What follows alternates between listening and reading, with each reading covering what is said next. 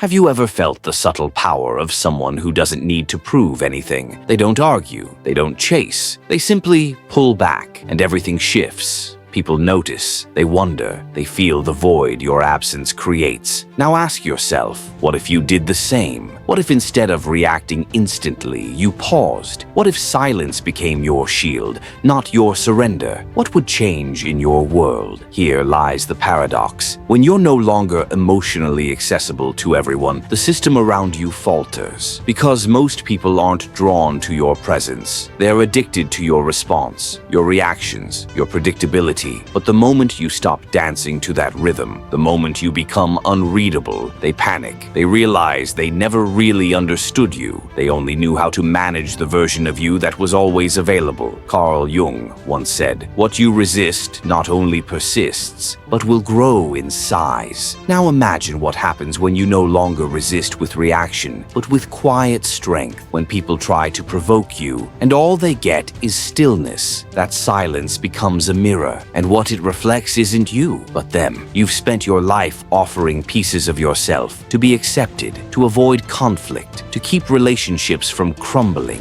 Every time you said yes when your soul screamed no. Every time you answered a message while your heart was tired. You gave away energy you never had to spare. And what did you get in return? Exhaustion, resentment, that aching emptiness you can't quite name. Why? Because you're showing up for people who would never sit in silence for you. This isn't about cutting people off. It's about calling yourself back. This is the beginning of what Jung called individuation, becoming whole, authentic, rooted. True individuation starts when you realize power isn't loud, presence isn't needy, and silence, when born from awareness, is the ultimate authority. So I ask you, how much longer will you hand over your emotional freedom like it's a discount item? How much longer will you react every time someone scratches the surface of your past wounds? Maybe it's time to become unreadable, to stop explaining, to retreat into depth. Because when you do, everything around you has no choice but to adjust. You've been trained to respond, to perform, to please. Since childhood, the value of your presence was measured by your availability. But no one told you, constant availability is not compassion, it's captivity. As long as you believe you owe everyone a version of yourself, you will keep leaking energy, and people will keep draining it until there's nothing left to give. Why? Because predictability becomes utility. And when you're always there, you stop being seen.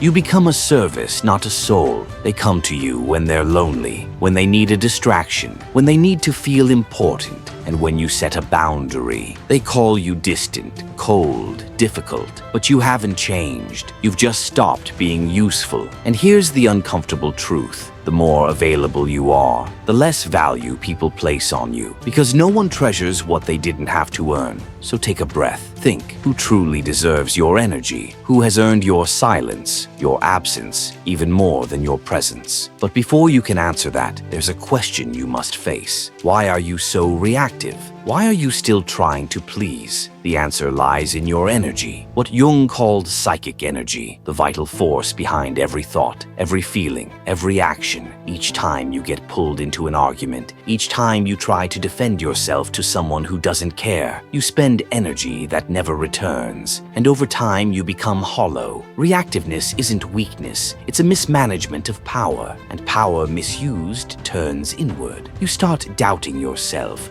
you overthink, you lose sleep. This is how the world drains you, not through force, but through expectation. And when you're vulnerable, manipulative people don't need to shout. They just push the buttons you never learned to protect. Jung believed a healthy psyche is one that contains energy, that holds it like sacred fire, that doesn't hand it over in hopes of approval. You don't have to explain yourself. You don't have to respond to every message. You don't have to be who they think you are. You just have to be centered enough to wait, to choose, to act when it's right, not when you're triggered. Because when you begin to conserve your energy, something wild happens. The masks fall, the projections shatter, and people are forced to face themselves. Your silence becomes a spotlight. It reveals their noise. Your absence becomes pressure. It forces them to listen to what they've long ignored. And that's when you reclaim yourself, not by fighting, but by no longer playing the role they wrote for you. So now, what role are you ready to leave behind?